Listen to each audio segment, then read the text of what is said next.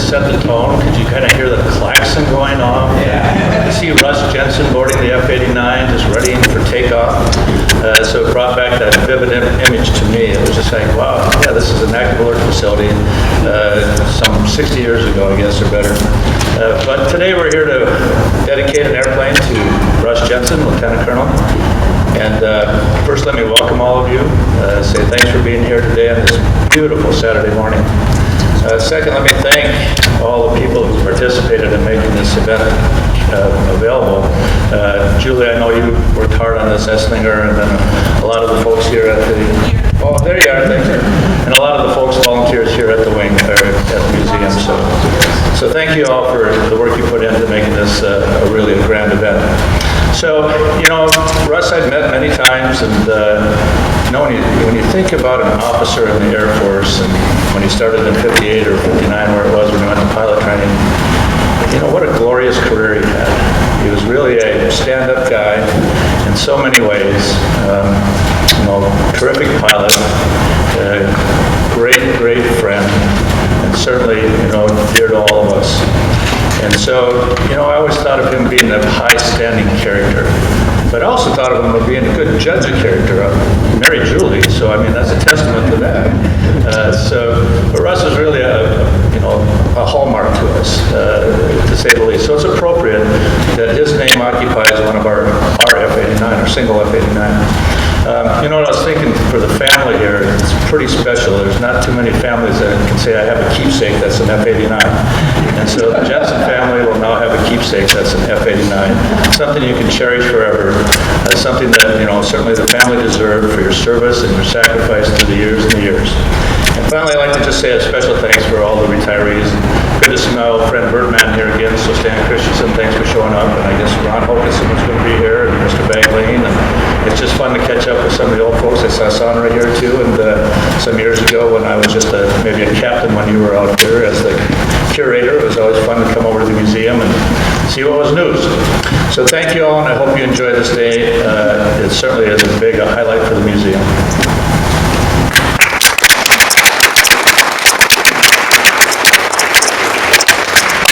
What we have is some special guests here.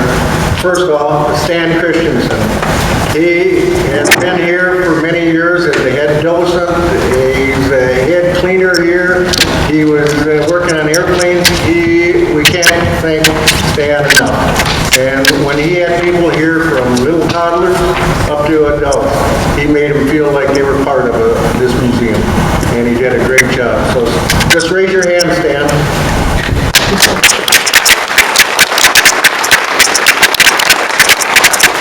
There's Serena Forsum here. No, she was the office manager here under Stan and other people, and I never got to meet you, but I hear just great things about you, and so let's give her a big hand.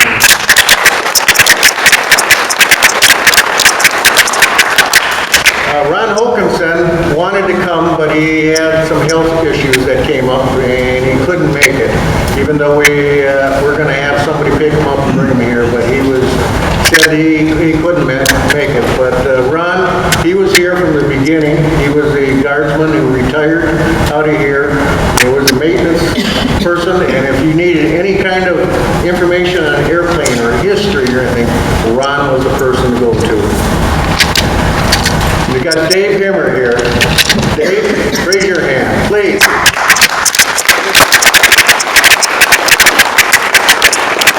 He was a command sergeant out here, and he was one of the best out here. And if you're a veteran, you have a question, that's the man to see. Because he has helped so many, he's helped me on my issues and things like that. And Dave, thank you for being out here, and thank you for being a friend.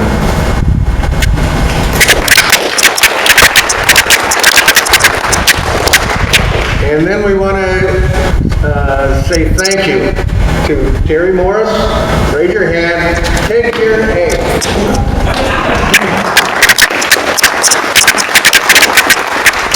Kevin Auger, or as he says, his real name is OJ. And they're right back here because it's a French name.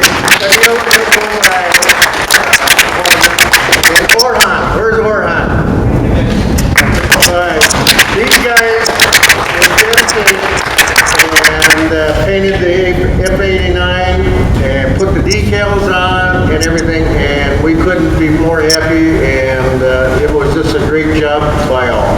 So thank you, guys. Next speaker will be Greg Bastier. He's retired Air Force, regular Air Force for 20 years as an aircraft mechanic.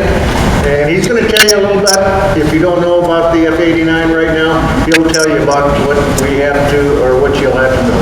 So, Greg? Good morning. I'm not much of a public speaker, so please bear with me, but I'm here to talk about the F-89. F-89 is called the F-89 Scorpion. Northrop designed and built the F-89 as an all-weather fighter interceptor for the Air Defense Command. It could locate, intercept, and destroy enemy aircraft by day or night under all types of weather conditions. The aircraft was initially designed to replace the P-61 Black Widow. The F-89 was one of the most heavily armed fighter aircraft and was the backbone of the North American Air Defense Command. The aircraft was among the first Air Force jet fighters with guided missiles, and notably the first combat aircraft armed with air-to-air nuclear weapons, the Genie rocket. Both Minnesota flying squadrons of the Minnesota Air National Guard flew the F-89 on active air defense missions beginning in the late 1950s. The 109th Fighter Interceptor Squadron took over the F-89s of a deactivated Air Force squadron along with the alert hangars that now house this museum. I'm speaking of this building here. Defending the northern border of the United States from potential attack of Russian bombers during the Cold War. The defense mission, if needed, called for the pilots to ram their aircraft into invading Russian bombers if all their munitions were expended or malfunctioned to stop the invading aircraft. Several interesting facts of the F-89. The first flight took place on 16 August 1948.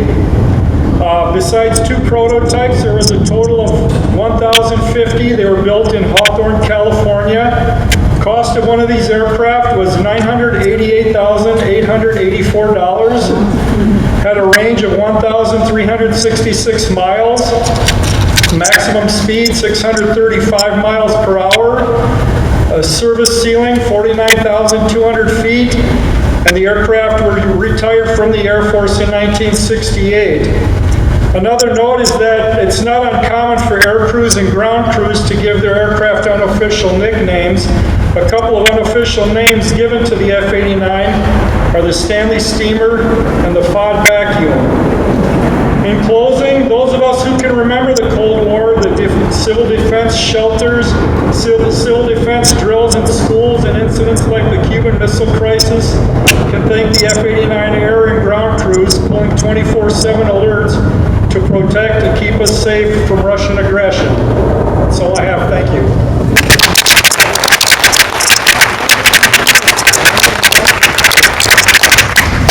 Our next speaker will be Terry Morris talking about Russ Jensen, and he was in the 934th, but we won't pull that against him. He was a load master, so he made sure the airplane flew right and everything was balanced out.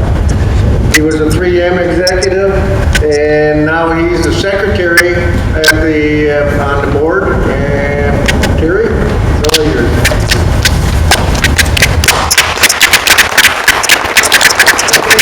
Thank you, everybody. First off, I got to say, public speaking is something I struggle with because basically, when I did my Myers-Briggs, I was an I. I was definitely an I. But I do rise to the occasion when I have to, and hopefully this is one of those times. My knowing of Russ Jensen came mostly from when I did an interview with him in 2019 for our newsletter. During that time, normally when I do those interviews, for those of you who sat through, you know that they normally take about 30 to 40 minutes to do it. In Russ's case, he was so engaging that it took almost 2 hours. And I was fascinated by all of the information that he gave me. And obviously I couldn't put all that into the article, but I just learned so much from him.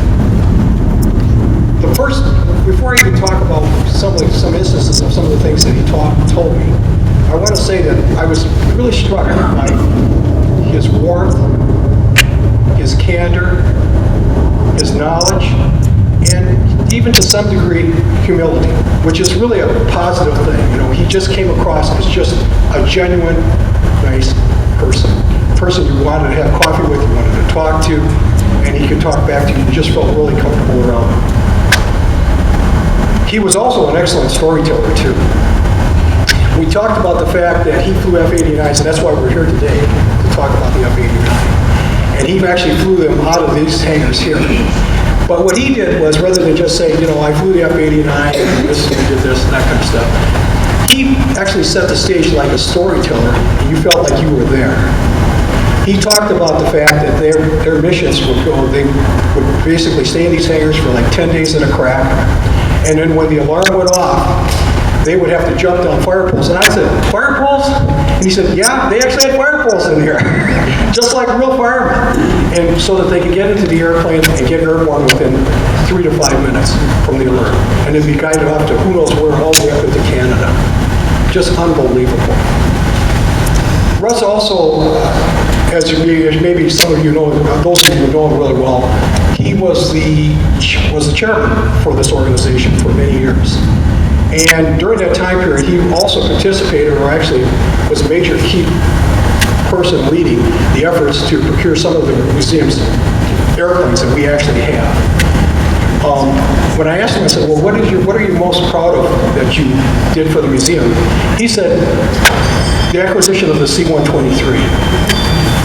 And I said, well, what's that all about? And he said, we went to the boneyard. He said, got a bunch of people together, an ad hoc team, went to the boneyard, got the C-123, and then put it in condition for a one-time flight back here to Minneapolis, and we got it here.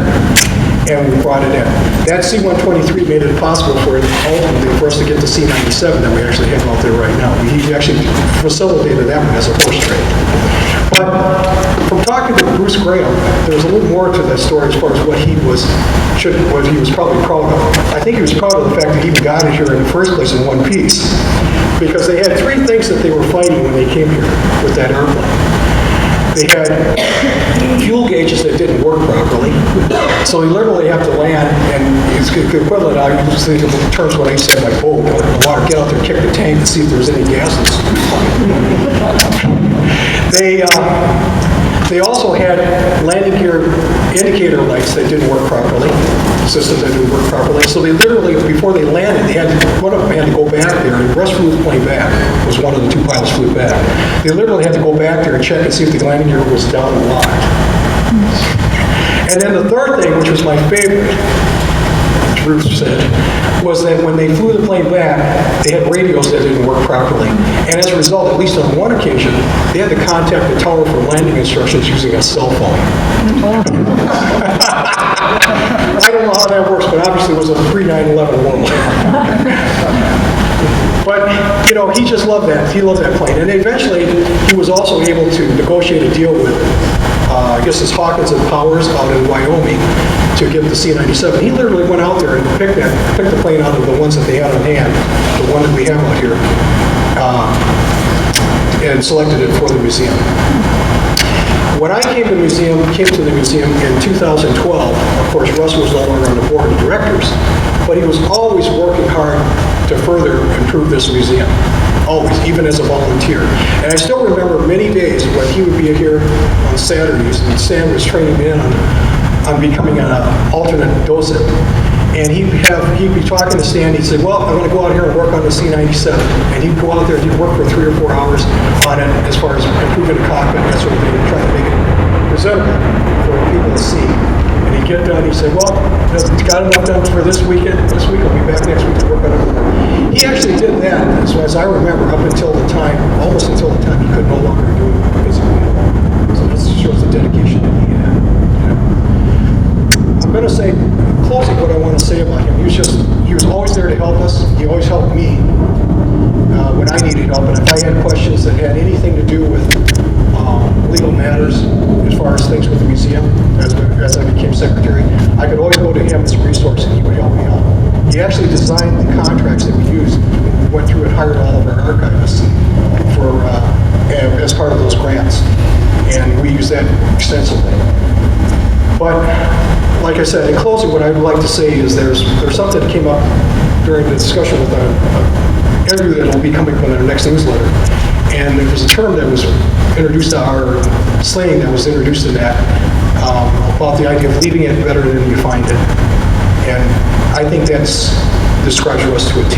That's exactly what he did. So, thank you very much.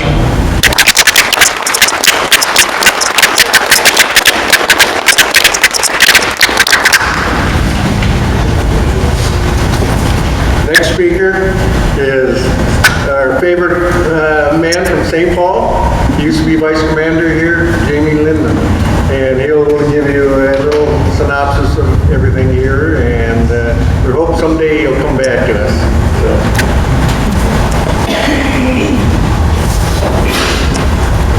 Hello, good morning. Thanks, Mike. Thanks to the museum for hosting this wonderful event. Glad to be here. Thanks, Julie, for inviting me. So it's truly my honor to be here to get to know Russ a little bit. So I'm going to tell you a little bit about my perspective and a little bit about the squadron perspective when he would come visit the squadron, a few stories. So first of all, if you're not familiar, when you walk into the operations building, even today, when you first walk in there, your eyes are immediately drawn up to a Curtiss Oriole biplane, which is a whole long story we won't get into, but it's the, of course, the original aircraft of the 109th Airlift Squadron. And on the tail are the words, "We fly anywhere." Big bold letters. And that same motto is on the doors if you were to leave the squadron leading out to the flight line. "We fly anywhere." So it's kind of the unofficial motto of the aircrew, and I think it's as relevant today as it was over 100 years ago. With Ray Miller's words, his message to the world. But I think most importantly represents kind of the passion that Russ Jensen and many others before and after have had for flying. Also in the squadron, there is I'm not sure exactly when I first met Russ, but I know when I first heard his name, because also in the squadron there is a plaque which lists all the squadron commanders since the beginning. Of course, with over 100-year history, there's roughly 50 names on there. Obviously, very storied history and amazing accomplishments by these men. And so, being in the squadron a little while, you start hearing snippets of stories, these names and who is that. At the top of the list, there's Major William Garris. For those that don't know, he was the commander in 1920 on the yet-to-be-designated squadron and one of the 3 champions from this amazing unit. Of course, there's Ray Miller, the pilot of the Oriole. Back in 1920, he paved the way for the first federally recognized air unit in the National Guard. And really, he was widely regarded as kind of the godfather of not only the 109th Airlift Squadron today, but also the Minnesota Air National Guard. Captain Albert DeFuhr, he was a World War II commander in the European theater, killed in action shortly after he relinquished command of the 109th while serving in another unit. Lieutenant Colonel John Doley, another name on the plaque. World War II hero and kind of a fast-burning leader who later became the 133rd Wing Commander, serving for over 27 years. Major Ken Dahlberg, probably our most decorated World War II ace.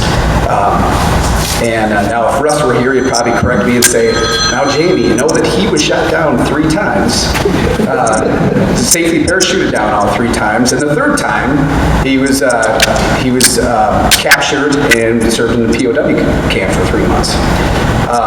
So again, just a truly amazing list of people, and these are just some of many, but of course roughly halfway down the list, at least today, is Lieutenant Colonel Russ Jensen. And he was kind of known as a Cold War hero, flying numerous aircraft, including the F-89, C-97, C-130, amongst many others. But again, just back to the motto, "We fly everywhere and everything." When I found out that Russ was around base, and at some point I ran into him, And I still remember upon meeting him that he still had that spark. You could just see that he had that passion to fly. Probably hadn't changed in the 40 or 50 years prior. And although he and I were a generation apart, I really felt that Russ was kind of a kindred spirit. We had the same interest, same passion. So we got to be friends. And then fast forward a few years, I had the honor of being selected as the squadron commander for the airlift squadron. And I instituted a graybeard speaker that I would bring in to talk to the squadron during a commander's call. So who was the first person that I went to ask if they'd be willing to come in as a graybeard? Of course, it was Lieutenant Colonel retired Russ Jensen. I don't even think I was able to finish the question, and Russ said, "Yes, I'll be there, Jamie. Just tell me where and when." And I really think he enjoyed telling the stories as much as the entire squadron, all the airmen, and both men and women enjoyed hearing them. And now the kicker is, whether we're good or lucky, we did get a video of that. In fact, that video is out on YouTube. It's challenging to find, but I'll gladly share the video. And I was able to watch the video a little bit in preparation for today. So I'm going to share you just a few snippets. Again, these are Russ's words back from that graybeard speech in December of 2015. The one thing about the F-89 is when you first fly the airplane, it's the first time you've been in the airplane. And that's spooky. When you got that much power under your seat.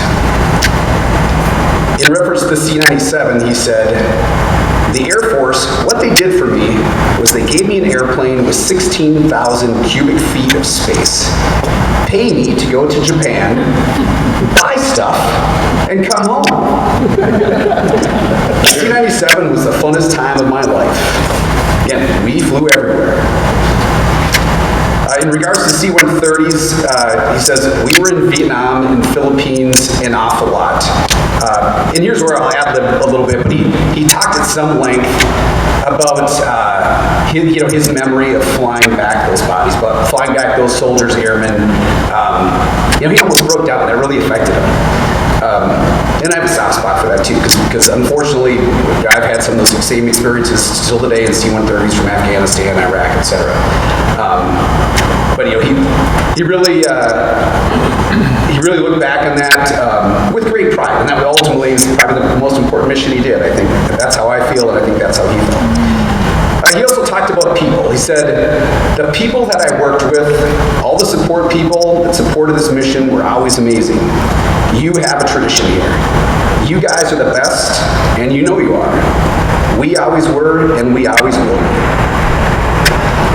Then he also commented about the larger organization here in the Air National Guard. He says, "Why do we get along as an organization? Longevity. We all knew each other. We all get along. We all trust each other. We produce experts in all areas. Is family here. We have people, names like Kazak and Jensen and Neeson. We served and we encouraged our families to serve. There are a lot of airmen whose parents and grandparents have served, and that is part of what makes this place special." Now, fast forward a few months, and we do an annual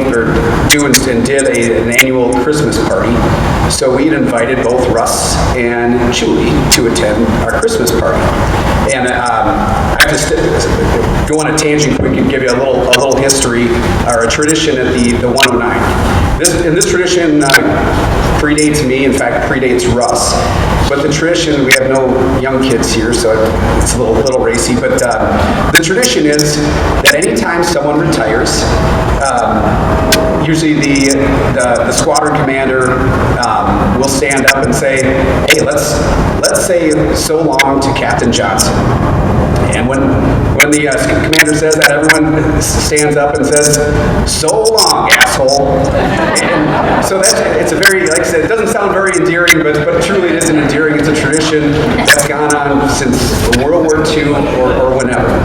So at this Christmas event, when Russ and Julie were there, we all had a great time. It was near the end of the evening, and we had all kind of gathered. We saw that they were starting to say their goodbyes, and so trying to be a little quiet about it, we said, hey, let's all, before Russ and Julie walk out the door, we're going to say so long to them. So they were getting their coats on, just about ready to walk out the door. And I stand up and I said, excuse me, everyone. Let's everyone say so long to Russ and Julie. Before we had got that out, Russ and Julie in perfect unison called back to us and say, so long, assholes. So that just tells you the width. This was not too long ago. It was probably 2016 or so. But we just got the biggest kick of Russ and Julie attending that event. In closing, I don't know if I ever heard Russ say this quote, but I'm certain this quote epitomizes his love for flying. Author unknown, but the quote is, you can watch the clouds go by, or you can fly above them. So, thank you for your service, Russ. God bless, and congratulations.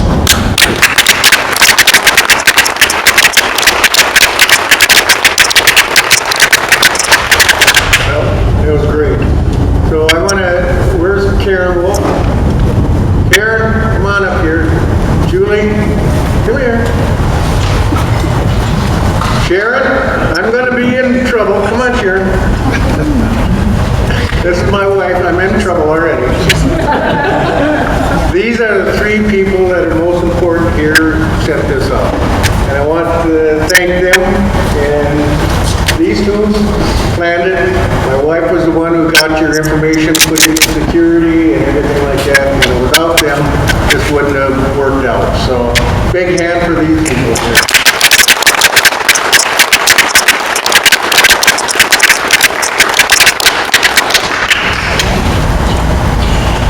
All right, next step, we get up and stretch our legs. We'll go out to the F-89.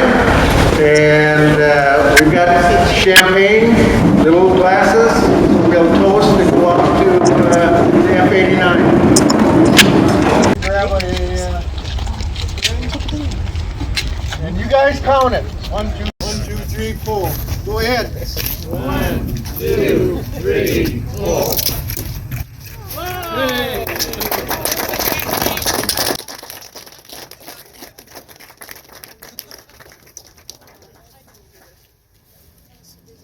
Say anything?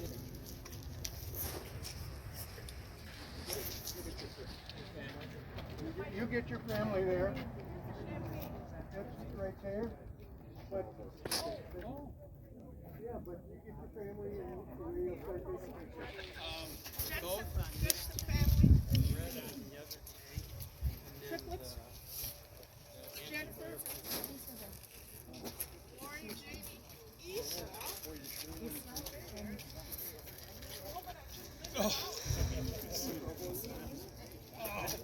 I know. Well, I guess the idea was that they went down on a training mission or something. Yeah. Find it. So they were. Yeah, the 50s, especially the late 50s, with the big old orange and. Yeah. Excuse me, you're good, you're good.